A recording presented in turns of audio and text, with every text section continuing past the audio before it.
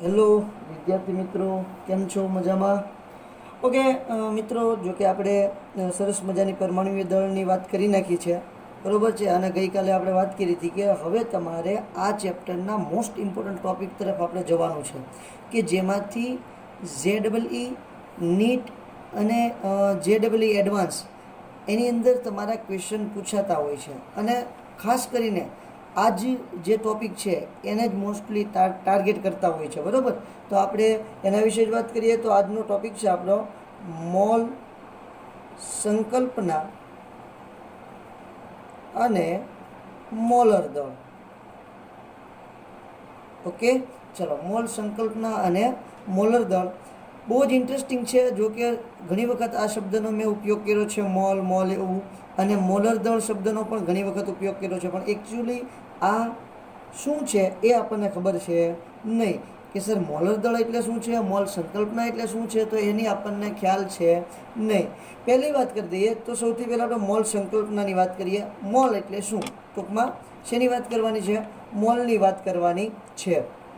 હવે જુઓ, મોલની વાત કરીએ મિત્રો, તો કોઈ પણ પદાર્થનો જથ્થો છે એને દર્શાવવા માટેની આ એક રાશિ છે.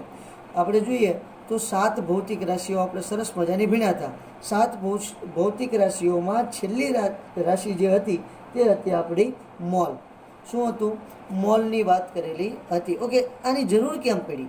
તો જો કે ભાઈ કોઈ પણ પદાર્થ છે એને આપણે દર્શાવવો હોય તો કઈ રીતે દર્શાવો? હા, આપણે સામાન્ય ભાષામાં કહીએ ભાઈ ચપટી ભરીને, બરાબર, મુઠ્ઠી ભરીને, ખોબો ભરીને, આવા શબ્દો આપણે સામાન્ય રીતે વાપરતા હોઈએ છીએ. પરંતુ કોઈ ચોક્કસ એક આખી દુનિયા જેને અનુસરે એવી રાશિની બધાને જરૂર હતી, બધા દેશને એવી રાશિની જરૂર હતી. હવે સમજો કે આપણે અહીંયા કેવું હતું કે ભાઈ 1 ડઝન એટલે આપણે એને 12 નંગ કહીએ છીએ, બરાબર. પછી એક કોડી હોય તો એમાં 20 નંગ આવે. એક ગ્રોસ હોય તો એમાં 144 નંગ આવે. 1 ડઝન કેટલા નંગ આવે? 12 નંગ. કોઈ પણ પદાર્થને આપણે લેવા જઈએ, આપણે એમ કહીએ કે 1 ડઝન આપો એટલે 12 નંગ આપણને આપશે. સમજો કે 1 ડઝન કેળા લેવા જઈએ તો 12 નંગ કેળા આપશે. પછી એક કોડી બરાબર 20 નંગ થાય, બરાબર. આપણે ઘણી વખત તમે મૂવીમાં સાંભળતો છો કે તુમે મેં ફૂટી કોડી ભી નહીં દૂંગા, તો એનો મતલબ એમ થાય કે હું તને કાંઈ નહીં આપું, બરાબર. અને કોડી એટલે 20 નંગ, બહુ જૂના જમાનાના શબ્દો છે. પછી એક ગ્રોસ એટલે 144 નંગ.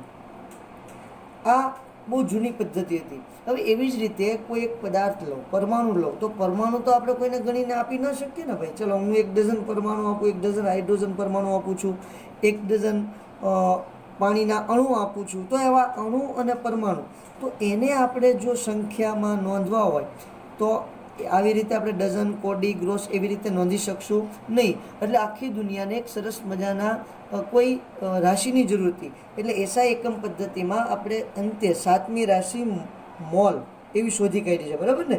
એસઆઈ એકમ પદ્ધતિમાં 7મી મૂળ રાશિ મોલ છે. ઓકે, હવે આ મોલ એટલે શું એનો પણ આપણને ખ્યાલ છે નહીં. તો મોલ એટલે શું એને પહેલાં આપણે શોધવાનો પ્રયત્ન કરીએ મિત્રો. તો અત્યારે આપણે સૌથી શ્રેષ્ઠ કાર્બનને માનીએ છીએ. કાર્બનને સૌથી શ્રેષ્ઠ માની અને બધા જ આપણે પ્રયોગો કરીએ છીએ, બરાબર. તો 1 મોલ કાર્બન કોને કીધું છે?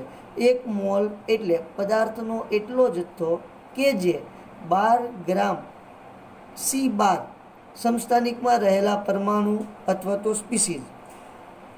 કાર્બન માટે 1 મોલ કોને કીધું છે? તો કે 12 ગ્રામ C12 સમસ્થાનિકમાં રહેલા કાર્બન પરમાણુ છે. એટલે આપણે કોની વાત કરીશું? પરમાણુની વાત કરીએ. 12 ગ્રામ C12 સમસ્થાનિકમાં રહેલા પરમાણુઓ અથવા સ્પીસીઝ. સ્પીસીઝ શબ્દ વારંવાર આવશે. સ્પીસીઝ એટલે શું થાય? પરમાણુ, અણુ અથવા તો આયનની વાત થાય એટલે માટે એને શું કહીએ છીએ? આપણે સ્પીસીઝ કહીએ છીએ. સ્પીસીઝ એટલે થશે પરમાણુ, અણુ અથવા તો આયન. મોસ્ટલી આપણે સ્પીસીઝ એવો શબ્દ વારંવાર વાપરતા હશું, બરોબર છે. તો 12 ગ્રામ C12 સમસ્થાનિકમાં રહેલા પરમાણુ અથવા તો સ્પીસીઝની સંખ્યાને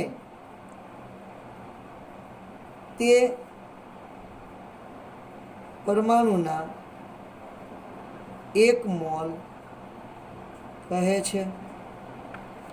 આ તમારા 1 મોલ કાર્બન પરમાણુની વાત થઈ છે. સામાન્ય રીતે આપણે કાર્બન પરમાણુને અનુલક્ષીને જ બધી વાતો કરીએ છીએ મિત્રો, એટલા માટે અહીંયા પણ મેં કોની વાત કરી છે?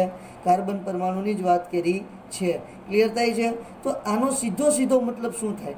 તો કે ભાઈ તમારા જે કાર્બન છે, 12 ગ્રામ તમે કાર્બન લ્યો, એની અંદર જેટલા પરમાણુ હશે એને આપણે શું કહીએ છીએ? 1 મોલ કાર્બન કહીએ છીએ. શું કહીએ છીએ? 1 મોલ કાર્બન પરમાણુ કહીએ છીએ. તો સાહેબ એની અંદર કેટલા કાર્બન પરમાણુ છે? ખબર નહીં ભાઈ, હું તો તમારી જેમ નવો જ છું, પહેલી વખત જોઉં છું એટલે મને પણ ખ્યાલ છે નહીં, પણ કંઈ વાંધો નહીં. ચાલો ને ભાઈ આપણે ભાઈ મળીએ અને શોધવાનો પ્રયત્ન કરીએ. ચલો વેલ, તો હું જો કાર્બન પરમાણુને શોધવાનો પ્રયત્ન કરું છું. હવે 1 કાર્બન પરમાણુ જે છે, 1 કાર્બન પરમાણુનું દળ બરાબર 1.992648 ગુણ્યા 10⁻³ ગ્રામ થાય. જો આવું નવું દળ આપણે હાઇડ્રોજન માટે જોયું હતું, દરેક પરમાણુનું અલગ અલગ દળ હોય છે મિત્રો. હાઇડ્રોજન માટે શું હતું? 1.6736 ગુણ્યા 10⁻24 ગ્રામ, બરોબર છે. તો આવો દરેક પરમાણુ માટે અલગ અલગ હોય છે. તો આપણે હાઇડ્રોજન પરમાણુનું જોયું છે અને આ કાર્બન પરમાણુ માટેની વાત થઈ. હવે આ જે કાર્બન પરમાણુ જે છે, આ કાર્બન પરમાણુના કેટલા કાર્બન પરમાણુનું દળ છે? તો કે 1 કાર્બન પરમાણુનું દળ છે. ઓકે વેલ, હવે આપણે જુઓ 1 મોલમાં કેટલી સંખ્યા હોય ને એની વાત કરીએ. તો 1 મોલ કાર્બન પરમાણુ એટલે કેટલા ગ્રામ થાય મિત્રો? તો જો અહીંયા મેં લખી દીધું છે 12 ગ્રામ કાર્બન પરમાણુ થાય, બરોબર છે. 12 ગ્રામ કાર્બન પરમાણુ એટલે 1 મોલ કાર્બન પરમાણુ થાય. તો હવે જુઓ અહીંયા હું લખ્યું ત્રિરાશિ મૂકું છું, 1.992648 ગુણ્યા 10⁻23 ગ્રામ બરાબર 1 પરમાણુ, બરાબર 1 પરમાણુ. તો 12 ગ્રામ બરાબર કેટલા પરમાણુ? વેલ, તો આપણે આનું જરા ભાગાકાર કરી નાખીએ. 12/1.992648 ગુણ્યા 10⁻³ એટલે તમે કેલ્ક્યુલેશન કરશો તો તમને જવાબ મળશે 6.0221367 ગુણ્યા 10⁻23, કારણ કે છેદમાં -23 છે, ઉપર જાય એટલે કેવે 23 થઈ જાય, +23 પરમાણુઓ. વેલ, આ કિંમત ખૂબ જ અગત્યની છે, અત્યંત અગત્યની છે. આ કિંમતને એની વિશાળતા તમે જુઓ સાહેબ કેટલી છે. તો 6.0221367 ગુણ્યા 10⁻23 એટલે શું થાય? જો પોઈન્ટને તમે ખસેડતા જાઓ તો પોઈન્ટને 23 સ્ટેપ તમારે જમણી તરફ ખસેડવાનું છે. કેટલા સ્ટેપ? 23 સ્ટેપ. એટલે 6.0221367000000000000 એવી રીતે મૂકતા તમારે 23 સ્ટેપ પોઈન્ટને જમણી તરફ ખસેડશો, આટલી મોટી કિંમત થાય છે. એટલે કે 12 ગ્રામ કાર્બન તમે ખાલી લ્યો તો એની અંદર કાર્બનના એટલા બધા પરમાણુઓ હોય છે.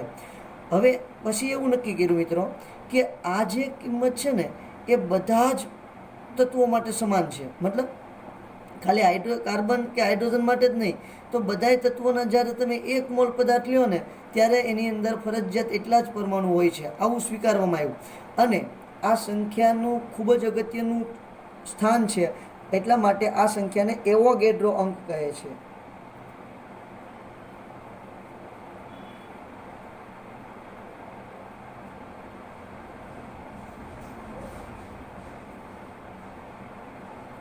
એવોગેડ્રો અંક તરીકે ઓળખવામાં આવે છે અને તેની સંજ્ઞા Na છે. એની સંજ્ઞા Na, નંબર ઓફ એવોગેડ્રો તરીકે એને ઓળખવામાં આવે છે. એટલે એને Na વડે દર્શાવવામાં આવે છે. તેની કિંમત 6.022 ગુણ્યા 10⁻23 આપણે સામાન્ય ગણતરીમાં લઈએ છીએ. કેટલી લઈએ છીએ? 6.022 ગુણ્યા 10⁻23 સામાન્ય ગણતરીમાં આપણે લેતા હોઈએ છીએ. હવે આ સંખ્યા કોઈ પણ કોઈ પણ 1 મોલ પદાર્થની અંદર તમે દાખલ કરી શકો. મતલબ 1 મોલ પાણીમાં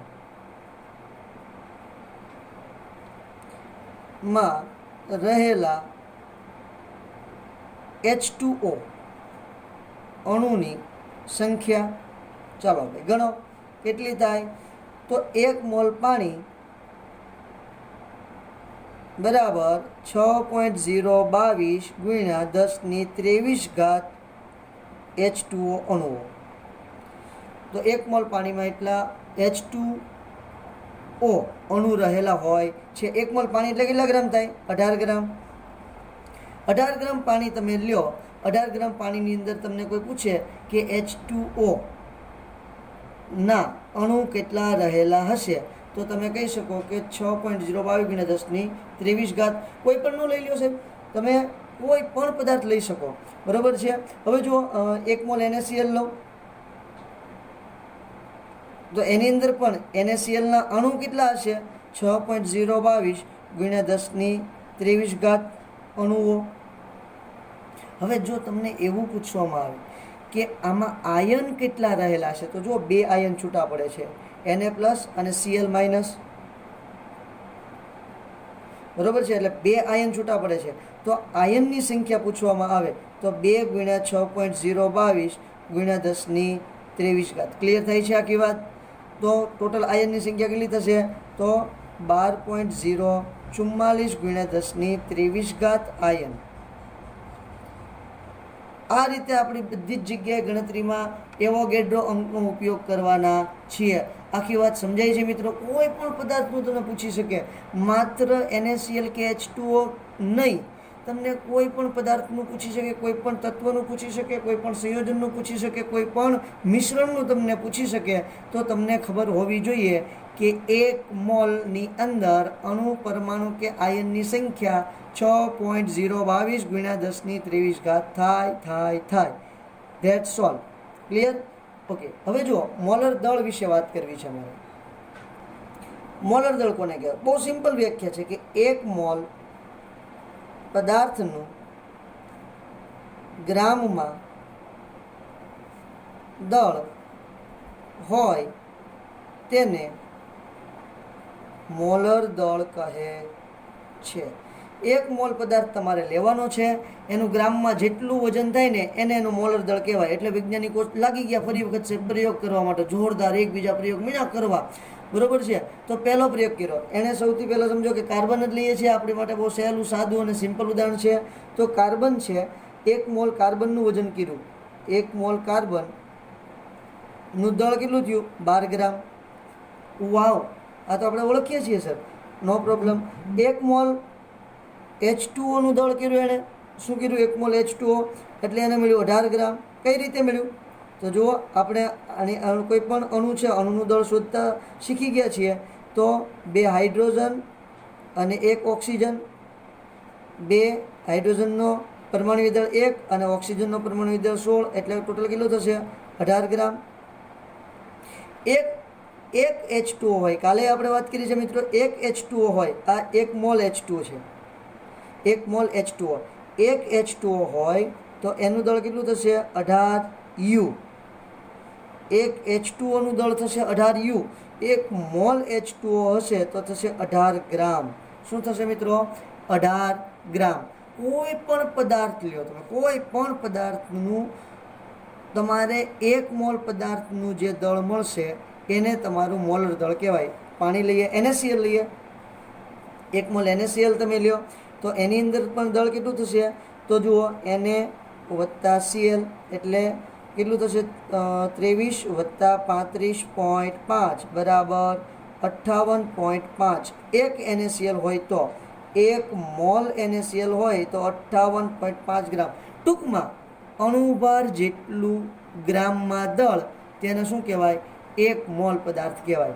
કોઈ પણ પદાર્થ તમે લઈ લ્યો, એનું અણુભાર જેટલું દળ લ્યો તમે, એટલે શું થઈ જશે? 1 મોલ પદાર્થ તમારો બની જશે. હવે જુઓ, બીજી એક વસ્તુ ખબર પડી ગઈ આપણને. શું છે? તો કે 1 મોલ પદાર્થનું જે દળ હોય એને આપણે મોલર દળ કહીએ છીએ. એને શું કહીએ છીએ? મોલર દળ. વેલ, તો મોલર દળની અંદર અણુ પરમાણુ કે આયનની સંખ્યા કેટલી હોય? 6.022 ગુણ્યા 10⁻23. એટલે હું જ્યારે સમજો કે 58.5 ગ્રામ NaCl લીધું છે, તો એની અંદર અણુ પરમાણુ, એના ટૂંકમાં જે NaClના અણુ છે તેની સંખ્યા કેટલી થાય? 6.022 ગુણ્યા 10⁻23. એના આયનની સંખ્યા કેટલી થાય? તો 2 આયન છૂટા પડે છે, ધન આયન અને ઋણ આયન, બરોબર છે. તો 2 ગુણ્યા 6.022 ગુણ્યા 10⁻23. અને એકલા ધન આયનનું પૂછવામાં આવે, એકલા માત્ર ધન આયનનું પૂછવામાં આવે તો પાછી કેટલી થાય? 6.022 ગુણ્યા 10⁻23. માત્ર ઋણ આયનનું પૂછવામાં આવે તો 6.022 ગુણ્યા 10⁻23. બોલાયેલા શબ્દ ખાસ સાંભળવાના છે બધા જ મિત્રોએ. ક્લિયર થાય છે? તો આ વાત હતી મોલર દળ અને મોલ સંકલ્પનાની. કોની વાત હતી? મોલર દળ અને મોલ સંકલ્પનાની. આના પરથી હું તમને એક સરસ મજાનો કોષ્ટક શીખવું છું. બધા જ મિત્રોએ કોષ્ટક યાદ રાખવાનું છે. તો 1 મોલ પદાર્થ એટલે કેટલું થાય? તો ભાઈ મોલર દળ. ઓકે, મોલર દળમાં અણુ પરમાણુ કે આયનની સંખ્યા કેટલી હોય છે? 6.022 ગુણ્યા 10⁻23. ઓકે, તો આ પણ કોમન થઈ ગયું. સમજાય છે કે વાત? તો 1 મોલ એટલે 6.022 ગુણ્યા 10⁻23. એના બરાબર શું થઈ જશે? તો કે મોલર દળ. તો મોલર દળ એટલે શું થાય? 6.022 ગુણ્યા 10⁻23.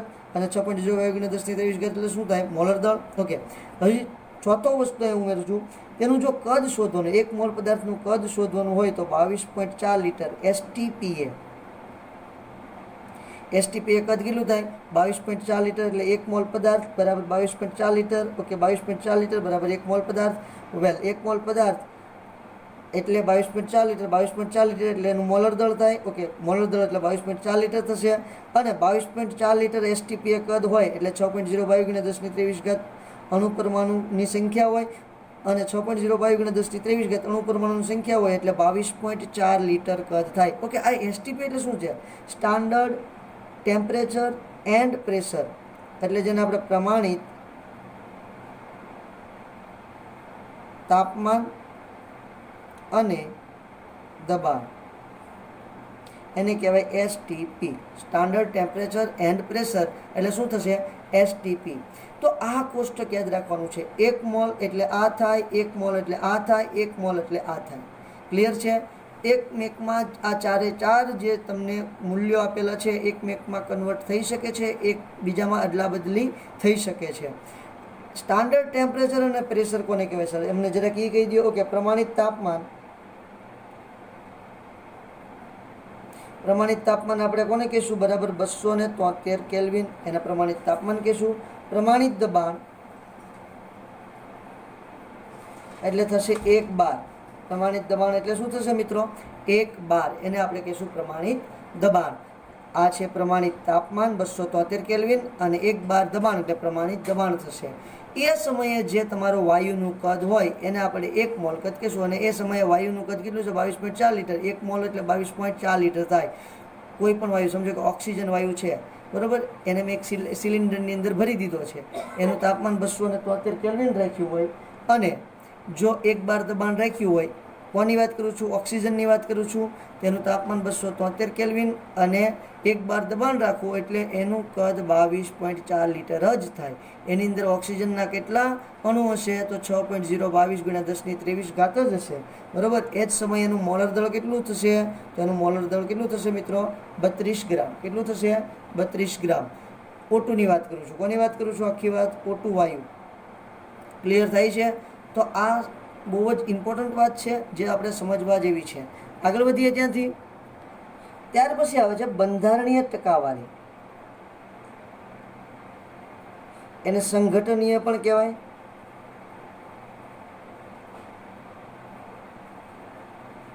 હવે જો કોઈ પણ પદાર્થ છે, આપણે આગળ જોયું છે કોપર કાર્બોનેટનું એક્ઝામ્પલ આપણે આગળ લીધેલું હતું, બરાબર. CO3નું તમને યાદ હોય તો આપણે સરસ મજાનો નિયમ જ્યારે ભણતા હતા, રાસાયણિક સંયોગીકરણના નિયમો ભણ્યા છીએ. નિયમો દરમિયાન CO3નું એક્ઝામ્પલ લીધેલું હતું અને ખૂબ સરસ આપણે એની વાતો કરેલી પણ હતી. ઓકે, તો એની અંદર જુઓ ચોક્કસ બંધારણ હતું. કોપરનું બંધારણ, કાર્બનનું બંધારણ અને ઓક્સિજનનું બંધારણ. આના ચોક્કસ સ્પેશિયલ મૂલ્યો આપેલા હતા અને સ્પેશિયલ બંધારણ હતું, બરાબર. તો એ જ બંધારણ બીજા બધા પદાર્થોમાં પણ જોવા મળે. મતલબ કે સમજો કે પાણી છે તો પાણીની અંદર હાઇડ્રોજનની ચોક્કસ ટકાવારી હોય અને ઓક્સિજનની પણ ચોક્કસ ટકાવારી હોય. આ બધાની ફરજિયાત ચોક્કસ ટકાવારી તમને જોવા મળે છે. હવે એને આધારે તમારા પાણીની શુદ્ધતા નક્કી થતી હોય છે, બરાબર છે. વેલ, તો જુઓ, આપણે સરસ મજાનું ટકાવાર પ્રમાણ શોધીએ છીએ. તો ટકાવાર પ્રમાણ, બંધારણીય ટકાવારી મતલબ એને ટકાવાર પ્રમાણ તરીકે ઓળખવામાં આવે છે. તો એની માટે તમારે એક સરસ મજાનું સૂત્ર યાદ રાખવાનું છે. તત્વની ટકાવારી અથવા તો ટકાવાર પ્રમાણ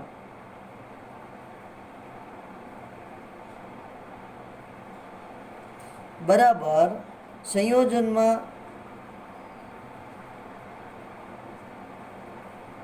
તે તત્વનું દળ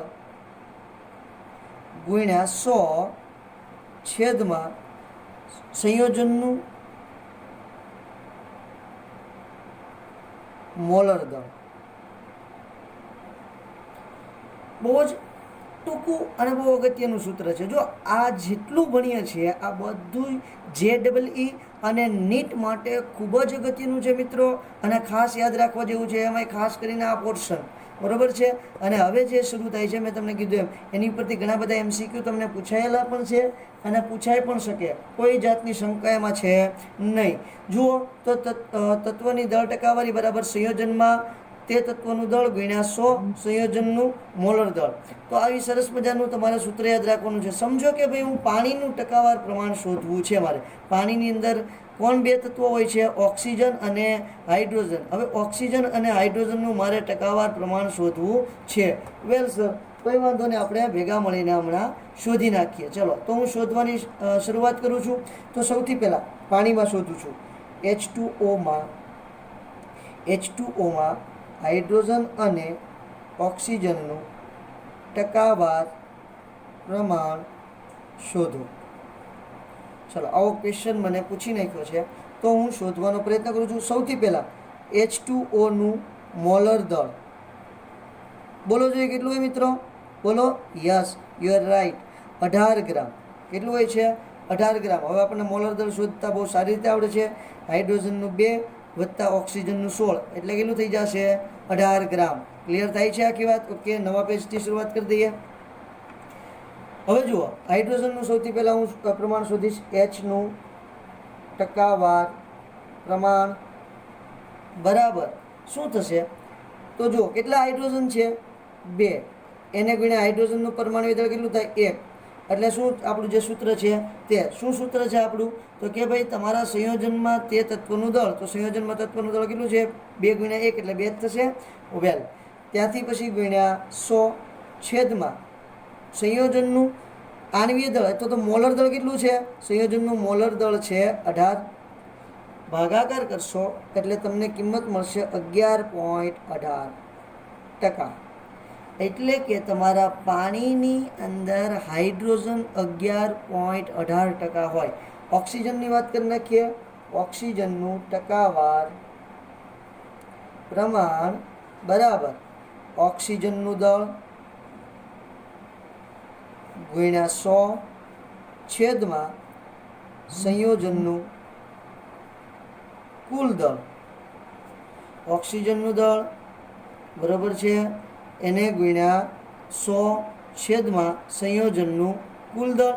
ઓકે, તો જુઓ, ઓક્સિજનનું દળ કેટલું થાય? કેટલા ઓક્સિજન છે? 1 એટલે થશે 16. એને ગુણ્યા 100 છેદમાં સંયોજનનું કુલ દળ કેટલું થશે? 18.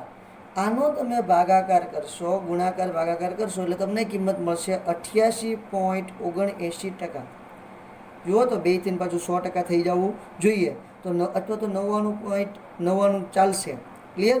તો બંને થઈને 100% થઈ જાય. તો આ છે તમારા તત્વોની અંદર, સંયોજનની અંદર તત્વોનું ટકાવાર પ્રમાણ. હજી એક એક્ઝામ્પલ જોઈએ મિત્રો આપણે, તો વધારે આઈડિયા આવશે. અને બીજો એક એક્ઝામ્પલ તમને હું એક્ઝામ્પલ હોમવર્કમાં આપી દઈશ. બરાબર? NaCl જોઈએ. NaClમાં Na અને Cl નું ટકાવાર પ્રમાણ શોધો અથવા તો દળ ટકાવારી શોધો, એવું પણ તમને પૂછી શકે. નો પ્રોબ્લેમ. ચલો, સૌથી પહેલાં NaCl નું મોલર દળ બરાબર કેટલું થશે ભાઈ? 58.5 ગ્રામ. બહુ સારી રીતે આપણે જાણીએ છીએ અને ઘણી બધી જગ્યાનો આપણે યુઝ પણ કરેલો છે. ચલો, તો સૌથી પહેલાં નું ટકાવાર પ્રમાણ અથવા તો દળ ટકાવારી બરાબર નું દળ ગુણ્યા 100 છેદમાં સંયોજનનું કુલ દળ. નું દળ કેટલું છે? કેટલા છે? NaClની અંદર 1 Na એટલે 23 ગ્રામ. ક્લિયર છે? ઓકે. ગુણ્યા 100 છેદમાં સંયોજનનું કુલ દળ કેટલું છે મિત્રો? સંયોજનનું કુલ દળ કેટલું થાય? 58.5 ગ્રામ. સંયોજનનું કુલ દળ થાય છે 58.5 ગ્રામ. વેલ, હવે તમે એનો ભાગાકાર કરશો, ગુણાકાર કરશો એટલે તમને જવાબ મળી જશે. કિંમત આવશે 39.31%. ચલો, તો NaClની અંદર નું પ્રમાણ હોય છે 39.31%. વેલ, Clનું ટકાવાર પ્રમાણ બરાબર Clનું દળ ગુણ્યા 100 છેદમાં સંયોજનનું કુલ દળ. ઓકે, Clનું કેટલું હોય છે મિત્રો? 35.5, કારણ કે એક જ Cl છે. જુઓ, આ બધા જ તત્વોના ફરજિયાત તમને પરમાણવીય દળ યાદ હોવા જોઈએ, તો જ તમે મોલ કન્સેપ્ટના બધા જ એક્ઝામ્પલ સોલ્વ કરી શકશો. એની માટે તમારે આપણા ચેનલમાં મૂકેલો સૌથી પહેલો વિડીયો તમારે મારો જોવાનો છે. એની અંદર મેં બધાના પરમાણવીય દળ તમને સમજાવ્યા છે. બરાબર? ઓકે, એને ગુણ્યા 100 છેદમાં સંયોજનનું કુલ દળ કેટલું થશે? 58.5. વેલ, કેલ્ક્યુલેશન કરીએ તો જવાબ મળે છે 60.68%. ક્લિયર થાય છે? ચલો, જવાબ મળ્યો છે 60.68%. ક્લિયર થાય છે? તો આ 39.31% Na હોય અને અહીંયા લખી નાખું છું Na, અને Cl હોય છે 60.68%. જોકે એ તો એમ પણ ખબર પડી જાય કે 100માંથી આને બાદ કરી નાખો તો પણ Cl મળી જાય. આપણે જ્યારે એક્ઝામ્પલ સોલ્વ કરતા હશું ત્યારે એ જ પદ્ધતિનો ઉપયોગ કરશું. પરંતુ સમજવા માટે તમારે આ પદ્ધતિ ખૂબ જ અગત્યની છે અને ખૂબ જ જરૂરી પણ છે. એક બે એક્ઝામ્પલ તમને ઘરે સોલ્વ કરવા આપી દઉં, જરાક તમારે જાતે સોલ્વ કરવાનું છે. C2H5OH માં રહેલા દરેક તત્વોનું ટકાવાર પ્રમાણ શોધો. ચલો, આ કાલે પણ હું તમને આ સોલ્વ કરાવી દઈશ જો તમારાથી નહીં થાય તો. બીજું છે CH3COOH. હજી એક આપી દઉં છું, H2SO4 માં રહેલા દરેક તત્વોનું ટકાવાર પ્રમાણ શોધો. ચલો મિત્રો, ખૂબ જ અગત્યનું છે અને બધાએ ફરજિયાત આ હોમવર્ક કરવાનું છે. અને તમારે મને કમેન્ટ બોક્સની અંદર જવાબ આવી ગયો છે કે નહીં તે તમારે મને લખીને મોકલવાનું છે. જો આવી ગયો હોય તો કહેવાનું યસ, અને ન આવ્યો હોય તો કહેવાનું નો. અને આપણે એક્ઝામ્પલ નંબર 1 કહી દઈએ અને આને એક્ઝામ્પલ નંબર 2 કહી દઈએ. બરાબર? કાલે આ પાછું આપણે ગણાવીશું અને અહીંથી પછી કાલે આગળ વધશું.